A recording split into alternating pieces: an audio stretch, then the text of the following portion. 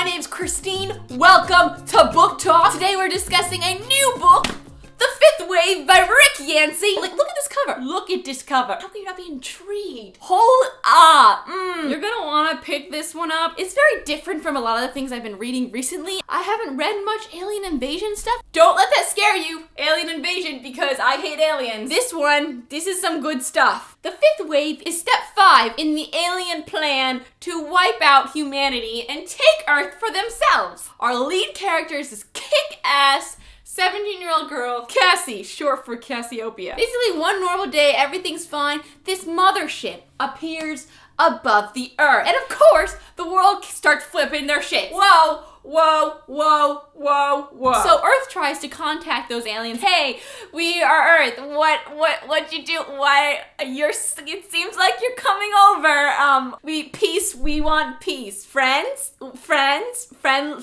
And they're like, and they don't answer. At first we're kind of freaking out because what the heck? Obviously they don't come in peace because they're not responding to our nice emails. 10 days pass. And then on the 10th day, they shut us down. Everything electronic, battery operated, cars doesn't work anymore. Nothing works. And that is the beginning of the end. After we have some time to adjust to the lights being out, all sorts of shit starts being rained down upon humanity. Cassiopeia, has lived through these first 4 waves. She's a hard ass. She is awesome. And we get to see from her POV inside her head. It's a stream of consciousness type of writing style, and it is so much fun to read. She's a smart, snarky, sarcastic teenage girl trying to make it on her own, and just this wonderful narrator. And she is not our only narrator. The book has everything. When you first start reading, you're like, whoa, this is so intense. Let me just take a deep breath. You so easily fall into this world. It's so easy to imagine it being real. How they do it and how they take us out and how these people rise up and are dealing with it. 97% of our population is wiped by this point. It is so good. It's action-packed. It's got twists and turns that you just, whoa! The way that things connect, the characters. Now, if I was gonna give it a percent, I would give this baby 99%. Okay, 99. When I finished reading 480 pages, thank you very much. Okay, more please, more. I'm not done. I'm not done here. No. It's a satisfying ending, but it's not done. We're not done here. So I went on the internet like all paranoid that this was a 1-book story. According to Goodreads, 2 more books. I'm excited about that. To conclude this non-spoilery section of this book talk, go read it. Come back.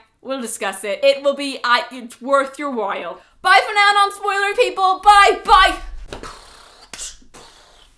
Now forgive me if I'm a little all over the place because so much stuff goes down. So Cassie, such a great character. Her dad's such a great character. Sammy does a great job of making us feel like we really know them. I feel like I'm with these people. We hear about Mr. Ben Parrish. Ben Parrish. Everyone has a Ben Parrish. I just love the way she described him and the way she described their interactions. This story about the babies. Her dream of always just wanting to run up to him and be like, do you remember the babies from that time on the bus?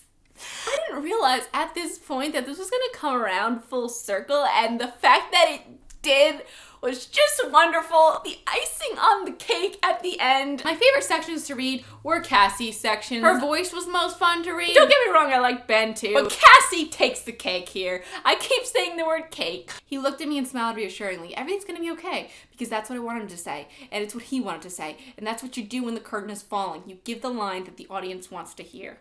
The way he says things just hits home. Cassie's trudging along, and then Cassie gets shot in the leg. We switch point of views, and we go to this kid in a tent, and he has the virus. Within the first pages, there's a very clear non-mentioning of his name, so immediately I'm like, oh my god, is this Ben? And little do we even know that Sammy is going to basically be Ben's adopted little brother. It just all... When those soldiers came to Camp Ash Pit and wiped everyone out and took the kids, I immediately was like, oh my god, these are aliens. No, don't trust them. But then we start to second guess it. By the time we get to that point when Ben and Ringer figure out the aliens have reversed this whole situation and turned the humans completely against themselves. You're completely on the other side. You're completely believing that these soldiers are soldiers when they're first taken. You're suspicious. From Cassie's POV, these are aliens that just took Sammy. Holy crap, damn it, what? Oh my god. Now, we go to Ben's POV, and he gets taken in, and they heal him with this medicine that they've come up with. It just starts to get confused in your head. You see the lights, you see the electricity, and that at first it's like, whoa, they have lights and electricity. What? But I didn't even think about, like, how would we have the medication to fix this virus, which they gave to Ben, that antiviral stuff. They obviously had a cure because it was their freaking virus. I don't know why that didn't immediately, like, it's brilliantly set up. By the end of Ben's section, when Vorsh gives that little speech about molding him and about taking these aliens down and being Earth's last stand, I believe him. I believe this is some fucked up military base trying to save the world. When it flips around again and they take out their tracker chips and their heads glow green, it was like, oh, it just what? Oh my god. When Ben got that thing that goes over his eye and he wanted to test it and they were like, you'll see in the field. I second guessed that again. Wait, but then it seemed real. Wonderland. We went through Wonderland twice. Once with Sammy, once through Ben. Seeing those two people run through this initiation to Camp Haven, and then seeing Cassie go through, it was fantastic. We knew what to expect, and we didn't know what Cassie was gonna do with it.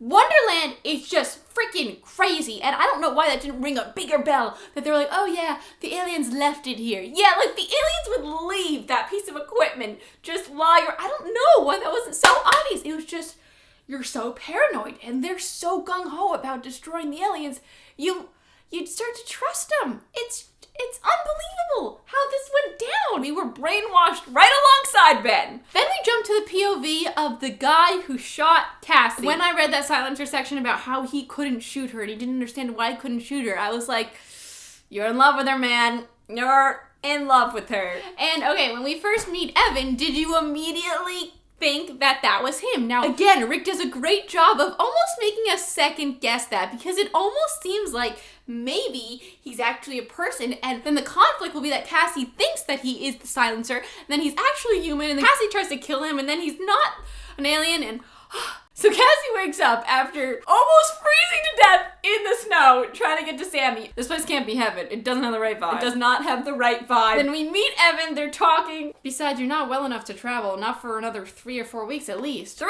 or 4 weeks? Who does this teenage version of the brawny paper towel guy think he's kidding? Oh my god, that description. I died. I loved Evan. He was so cute. I loved the way Cassie interacted with him. The scene when he shampooed her hair was hilarious. We had that moment when he first drops some sort of hint that he was the silencer. He just blurts out, like, you shot the crucifix soldier? Oh! Whoa, Evan. Okay, let's just keep your mouth shut. And then you have to remember that she has her journals. Oh, okay, there's a logical excuse for that. There's just so much paranoia. There's so many options that are just bouncing around in your head. And then we have Zombie and Nugget. The Zombie-Nugget relationship is so cute. Oh, we can't forget Bear. Just constantly, come on, Bear, we're leaving. What are you looking at, Bear? Shut up, Bear. It was like the volleyball from Castaway, except Bear is a million times more fun because he actually has a face and he's Sammy's.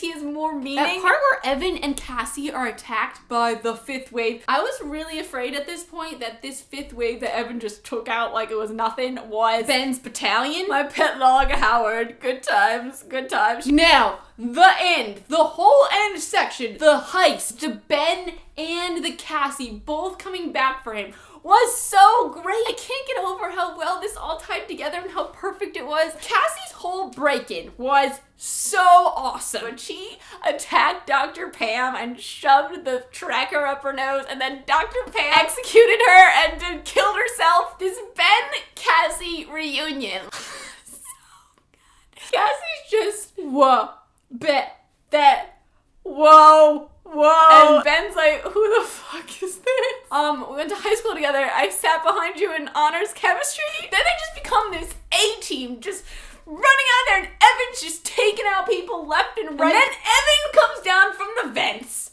oh yeah, yeah. And I love how Cassie's like, yeah, that one was Sammy, he's mine. The fact that we don't know what happened to Evan at the end of this book. If he didn't live, he's gotta be alive. He said he would catch up to them. He will. He's just like the coolest stalker around. We get this repeated trend of Ben being called weak and Vosh being like, I will mold you. You will be clay and I am Michelangelo. Towards the end, Vosh goes again. Don't listen to him, Cassie. He's weak. The new Ben Parrish has the eyes of a wounded animal. I don't know everything that's happened to him between that day in the gym and now, but I do know that the others have succeeded in winnowing the weak from the strong. The weak have been swept away. That's the flaw in Vosh's master plan. If you don't kill all of us all at once, those who remain will not be weak. It's the strong who remain, the bent but unbroken. Floods, fires, earthquakes, disease, starvation, betrayal, isolation, murder. What doesn't kill us sharpens us, hardens us, schools us. You're beating plowshares into swords, Vosh. You are remaking us. We are the clay and you are Michelangelo and we will be your masterpiece. What a great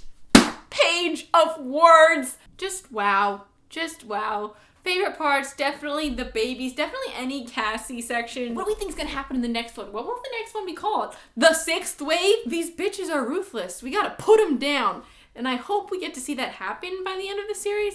I hope it doesn't end on an assumption that we will restart humanity. Or maybe it'll end with coexistence. Maybe they'll start a club for the aliens who thought it was a bad idea to wipe out all of Earth. Please share your thoughts, your favorite parts, your favorite narrator. When Evan was describing Camp Haven and how it's the base. That is the base that is running all the Destroy Earth operations.